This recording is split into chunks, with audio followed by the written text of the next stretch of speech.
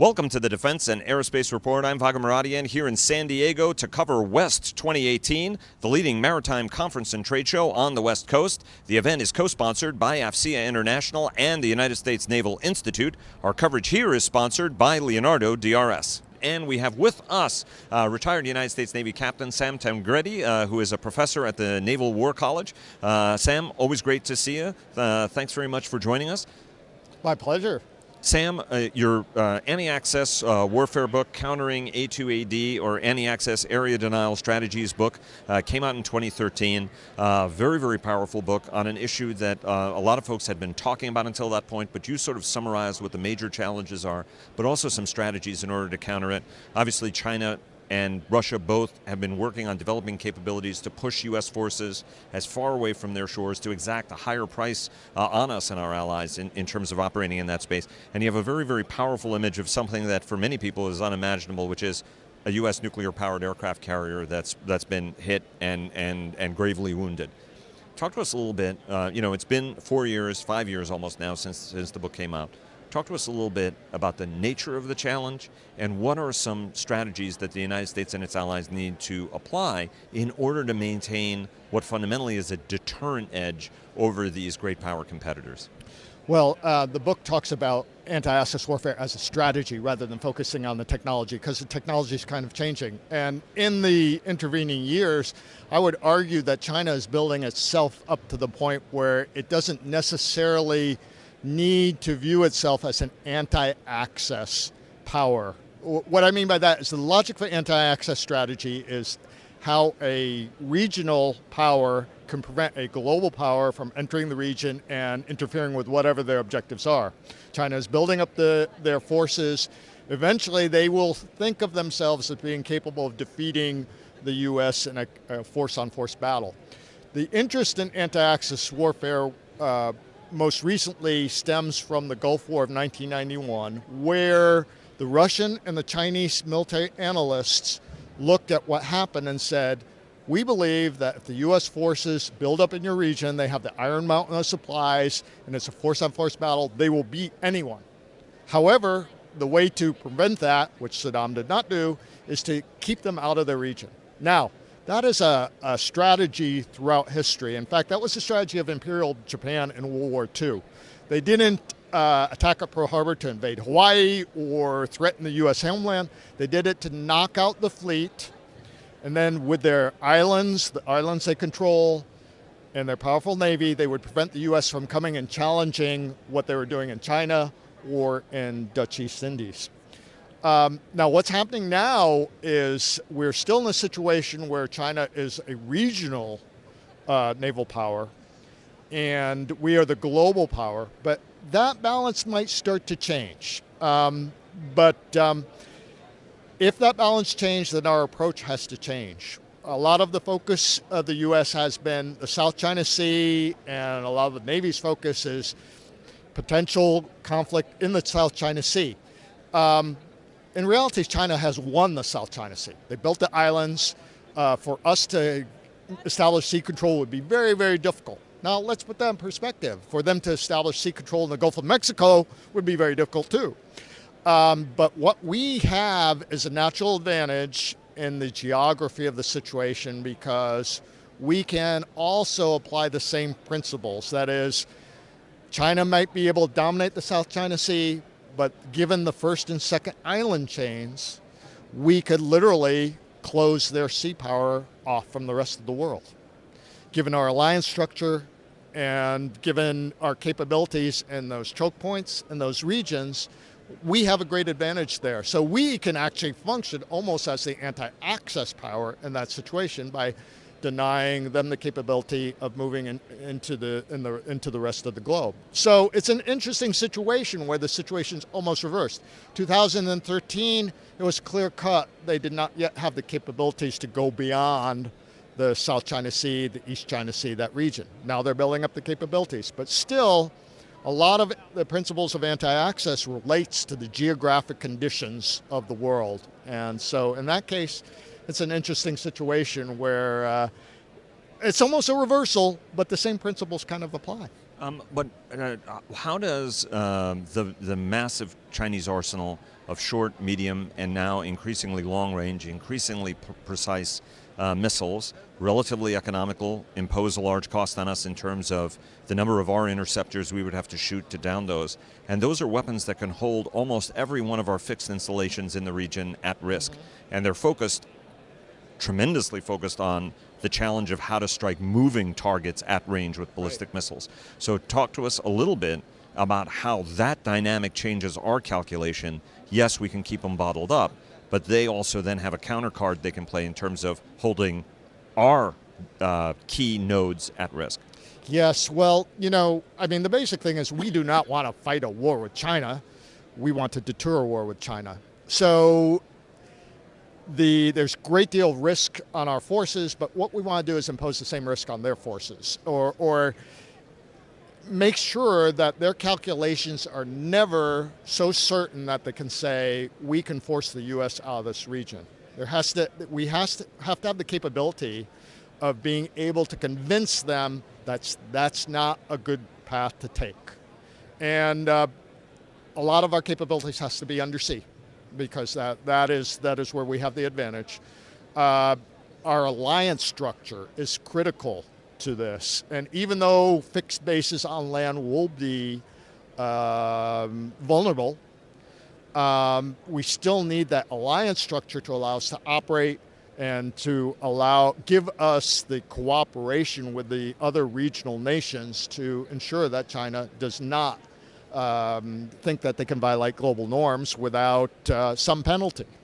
But the interesting thing, and this concerns me about a lot of the approach of the Navy, the naval strategists, is they look at the South China Sea and they say, well, this is a naval war. We want to build a Navy to fight the People's Liberation Army Navy.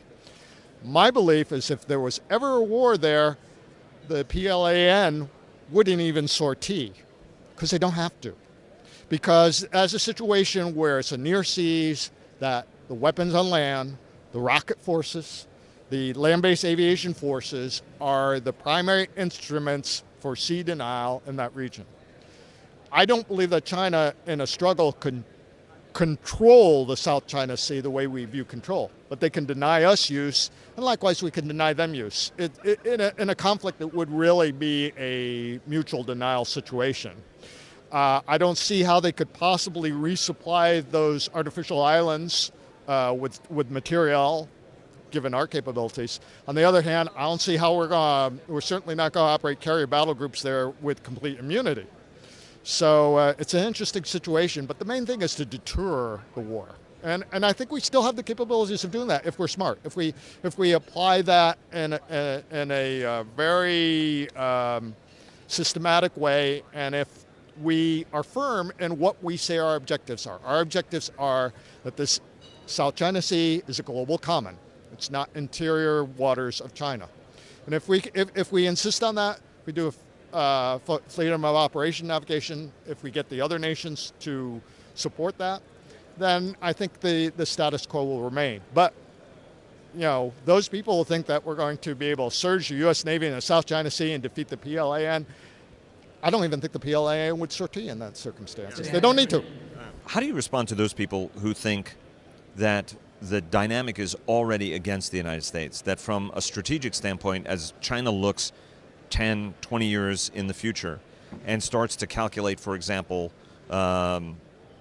likelihood of American economic prosperity, China will be the #1 economic power in a couple of years, looking at the U.S. debt. The Chinese model is a very complex model as it looks at the United States. You look at the investment that, for example, China is doing in autonomy. And again, the number of I completely agree with you. There are those people who think there'll be a great Mahanian battle at sea, and it's actually not likely to turn out that way. Rather, the Chinese are going to use its own asymmetric, how do I use different sorts of means?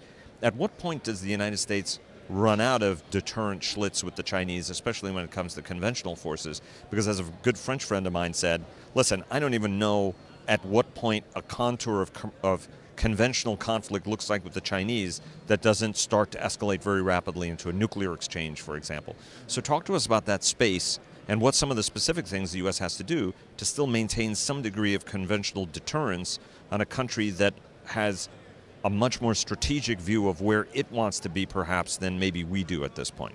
Well, first I would like to characterize it a little bit different. The Chinese Communist Party has a strategic view.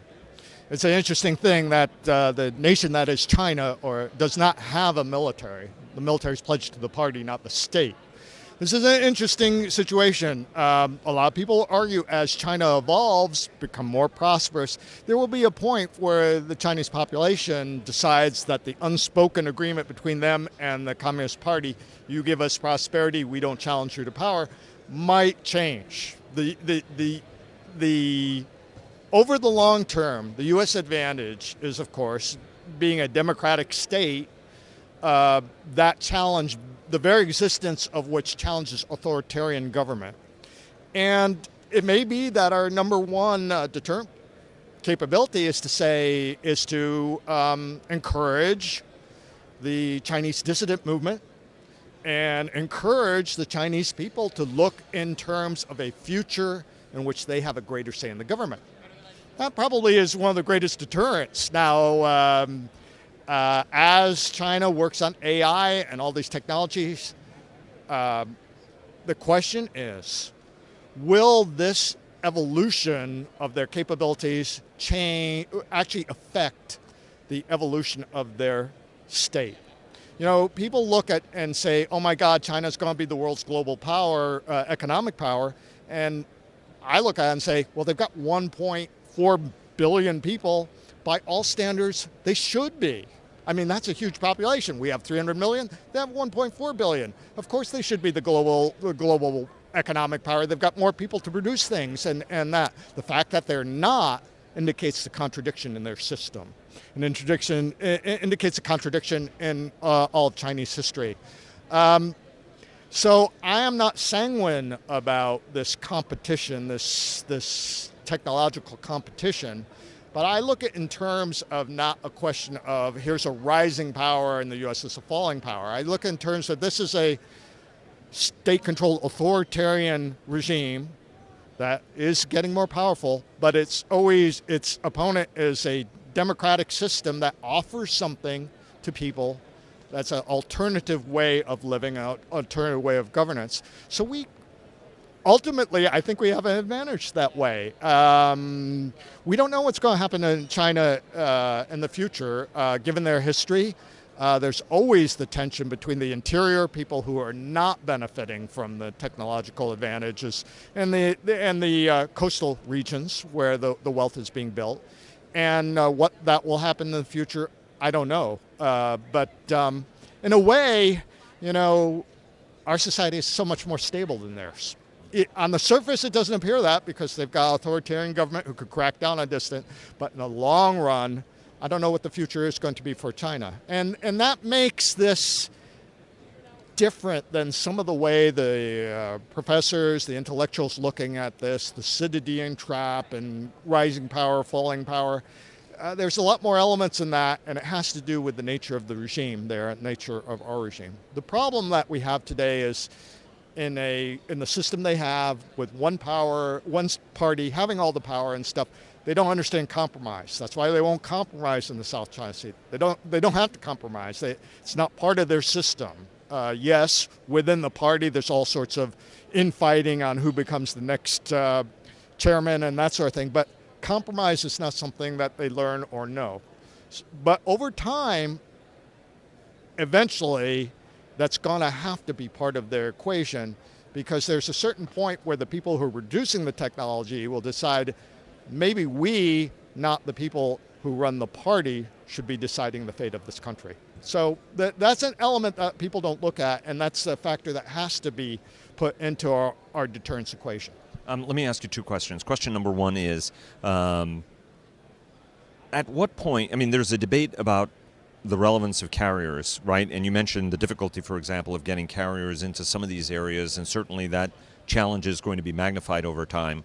And if you look at it from an Andy Marshall perspective, right, what is the cost that's being imposed on us? A guy who's shooting a lot of very inexpensive rockets, but something that requires very, very expensive interceptors for us puts us on the wrong side of that cost equation. If you look at the aircraft carrier, is there a legitimate debate to be had about the relevance of the aircraft carrier, especially when it's equipped with much shorter range aircraft, for example, as opposed to longer range aircraft? I think Jerry Hendricks did a service to everybody in reminding everybody that the supercarrier was built not to have 100 very small airplanes on it, but actually to carry long-range strike aircraft from it, whether in the form of the A5 at the time, or the A3, or the A2, the Savage. Talk to us a little bit about your thinking on this sort of preeminent symbol of American military might that in some respects folks are debating what its fundamental future and relevance in future combat might be. Well, I think there's no debate about the relevance of an aircraft carrier. Aircraft carrier is a floating air base. And since we are a global power, global interest, this is the ultimate tool for us to use to be able to project military power in a region that is far away from us. The question, the debate is about how much money you should spend on it. That's what the debate is. The carrier itself is probably the most efficient, effective, and adaptable tool that we have for forward presence and forward force operation. Again, the question is how much money you want to pour into it. It's not a question of ineffective. Can you target a carrier with ballistic missiles? Certainly you can. Can you develop deception and electromagnetic spectrum warfare to mask the carrier? Well, of course you could do that too. This is not a situation where technology is giving you advantages completely on one side. It's a balance.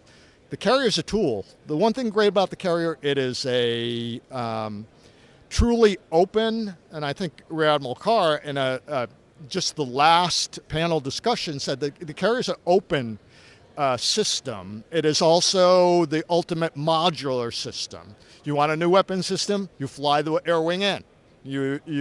That doesn't match your needs, you fly that air wing off and bring in a new air wing. And so the carrier itself is an outstanding tool. It's just a question of how much you want to spend. And when you get into how much you want to spend, the question is, do you have a higher priority for this expense or not? My problem with a lot of the ways people look and evaluate either aircraft carriers or other weapons is they look at a particular fight. They say, okay, against the Chinese, the carriers may not play the principal role that we think they ought to. Well, you don't build it just to fight the Chinese or the Russians, wherever. You built it to project American global power. And because it's a tool that is useful in the North Arabian Sea as it is useful in the Pacific. It is an air base. It's functional. You could put Army troops on it. You could do a lot of things with it. So the carrier we have not seen the end of the carrier. If you're saying that it's not going to be the sole weapon, the center of the weapon in a high-end warfight, that may be true, but it is a very useful tool. So I understand what Jerry's written, but I disagree with him in the way he's evaluated it. Now, if you say, well, I have a better thing to do with the $10 billion or the $14 billion, that's fine. Tell us what it is, and maybe the money should be spent otherwise. But the carrier as a system is a very, very effective tool, even today, for projecting U.S. power forward. And but would you agree that it needs longer range assets than what it has currently? Absolutely. We made a major mistake when we went away from that. The carrier's range, combat range, was much further during the Vietnam era than it is today.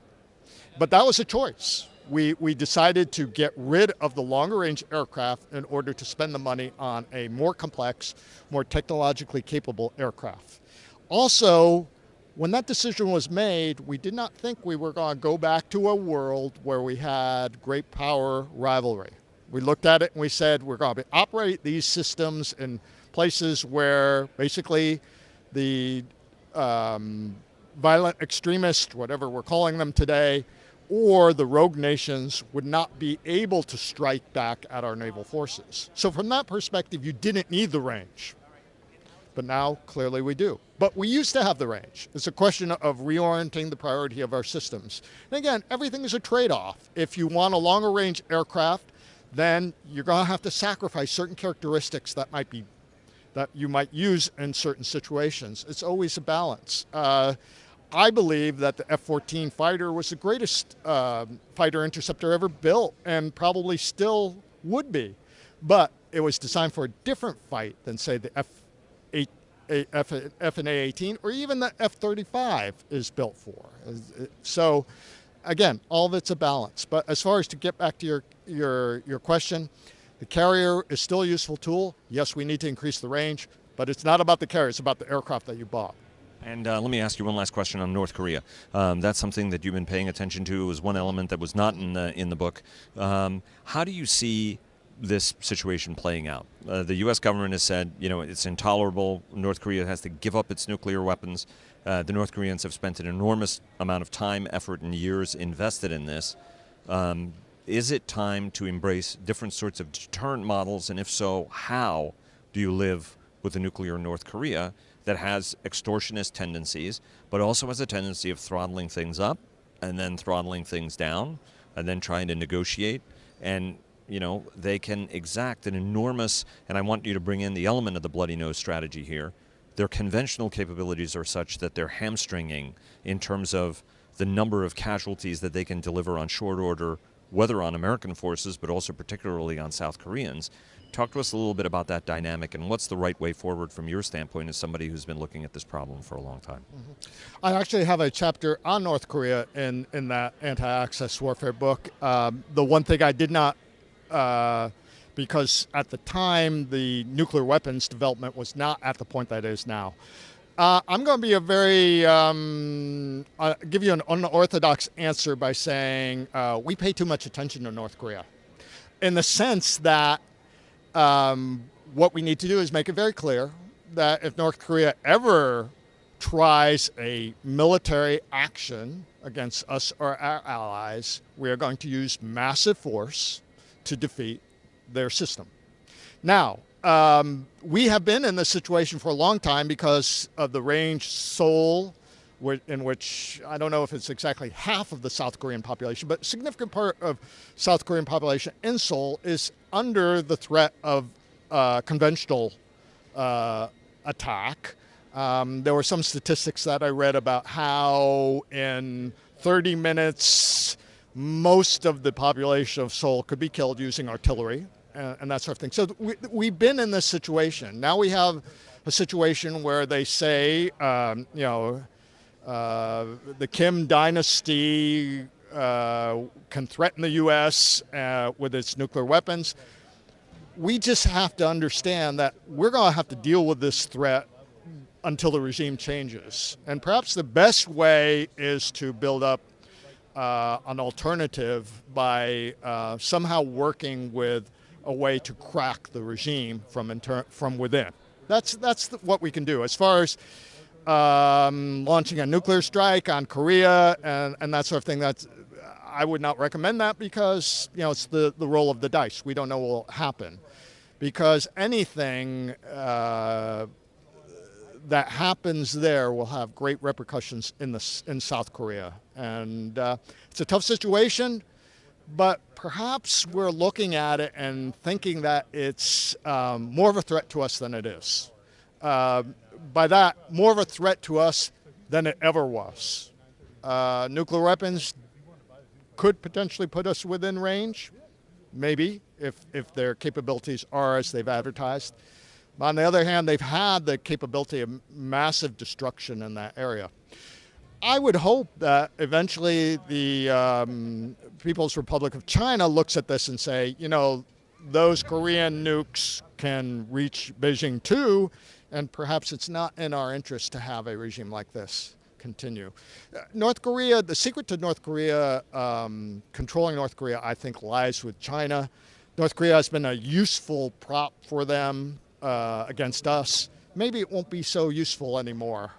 But I think that some of the threat that we are perceiving now is not that much different than the threat that's always been from North Korea. It's this unimaginable regime that is at war with the world, literally, and we just have to be very firm about any action that they take will end both the Kim dynasty, the control of the military, and the South and North Korea as it currently exists. If we can convince them of that, which requires not threatening rhetoric, but firm rhetoric, and a continuation of our work with Japan, our work with South Korea, and providing cooperative defense with them, then I think that's the best we could really do. And we're never going to get a North Korean regime that is going to love us. We're never going to get a North Korean regime that is not going to act outrageous. It will only change when the peninsula is reunified under the South. And okay, I have to ask you one last question, because you are affiliated with the War College. It was War College wargaming experimentation in the interwar period that developed a lot of the strategies that proved absolutely critical in winning World War II. It's because the entire naval leadership were doing fleet battle force problems. We heard from Admiral Swift about how the fleet battle force problem methodology is back now in terms of working very big, very complex challenges in a highly classified way. Do we have, I know that Admiral Harley, the president of the War College, has been working on improving wargaming. Bob Work, the former Deputy Defense Secretary, was very committed to improving the wargaming arts. Are we as good as we need to be at wargaming? And are we being as challenging in some of our scenarios as we need to be to prepare for any worst eventuality, that we've thought through everything that much savvier, much more technologically capable potential adversaries, or at least competitors, can, across the range of operations from gray zone with little green men or little blue men all the way up to the highest order of conventional or even nuclear conflict? It's as much a training and education function as a predictive function. They don't set up the war game to predict what will happen. They set it up to train the staffs, the decision makers, on how to make decisions under these conditions. That's the primary function of it. To do that requires a lot of adjudication, a fairly ponderous structure, but there's a reason for that. The reason is so that people learned to make decisions, and so that, like in any sports teams, you look at the game videos afterward and you assess what went wrong. And that to do that requires a lot more than just running computer simulations. And so a lot of the criticism that I think there's a lot of unfair criticism being made about how wargaming is done at the Naval War College and at the other war colleges and DoD in general, because they don't look at it as the training and education tool that it really is. That is one of the things that is often forgotten when you compare that to the war period where Naval War College did a lot of wargaming.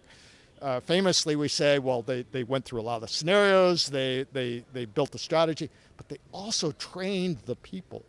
Our leaders of World War II participated in those games. They thought about how to make those decisions.